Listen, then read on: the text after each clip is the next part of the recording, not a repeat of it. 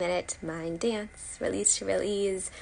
It is, as always, so great to be here with you. And again, if you are live or in the replay, I just so thank you.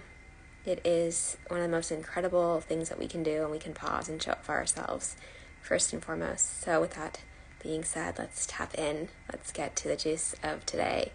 I'm so excited to share with you, and I just invite you to close your eyes or soften your gaze and just notice the tip of your tongue today.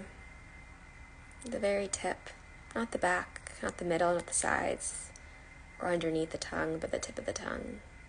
Maybe feel it gently on the back of the teeth, or just laying flat, or up in the roof of the mouth. You get to decide where you want to place it, and just noticing.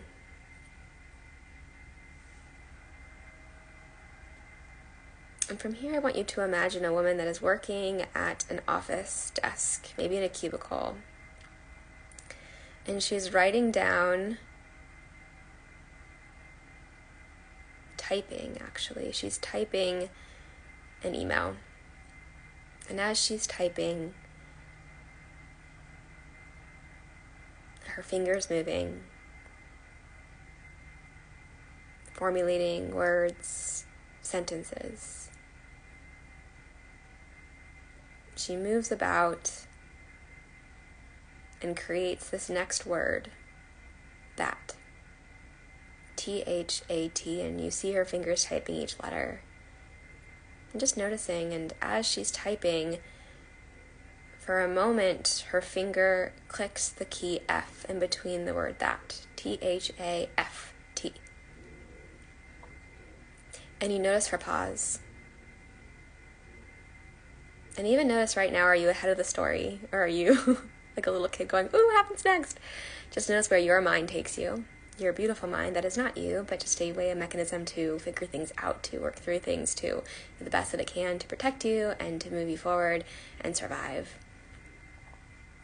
And right now we're going to see this split into two scenes. And there's one scene on your right and one on your left. And one of them, you get to decide which movie screen you're going to zoom into, and you're going to watch as she just notices, oh, and starts to look at it, really look at it, and you see this kind of like her face scrunching, and you can tell there's something that is troublesome to her. And if we zoom in even more to her mind, and what's happening in there is thoughts around, why did I type that? What does that mean? Should the F actually belong there? What does that make me?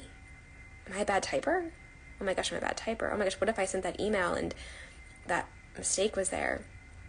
Why did my finger do that? And you just start noticing that there's all of this noise going on inside. And you just notice. And you see her in this moment. And then we zoom out of that screen. We go into the other screen where the woman does that. And all you see is in a moment time, she laughs. And she goes, puts her cursor into the middle of the word that, and then clicks delete at the F.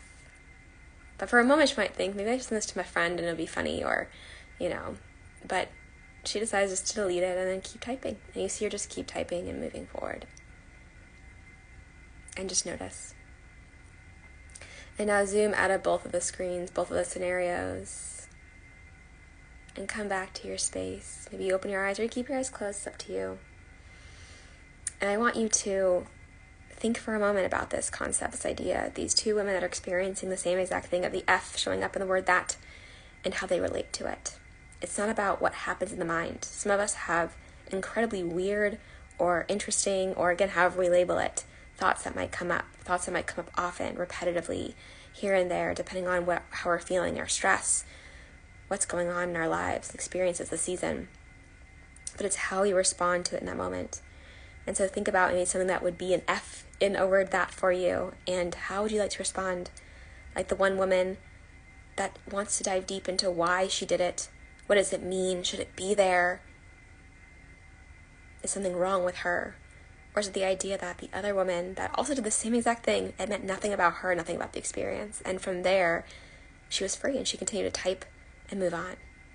And it's a muscle we get to continue to work, to come back to our own being, that these thoughts are not us. And we get to decide how we relate to them. And it's not easy, but it is something that we can do.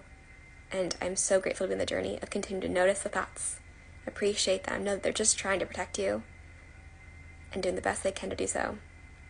And that we get to keep typing along, or it can have us. But here we get to have it. We get to notice it and appreciate it and say thank you for the unnecessary strength. Thank you for the unnecessary F in the word that. It doesn't have to mean so much. It can mean actually nothing at all. That it's not even interesting, and you get to move on. Because what really happened was the woman didn't find it interesting to even pause about it. If anything, laugh and then move on, whereas the other woman found it very interesting to have to dive deeper into it.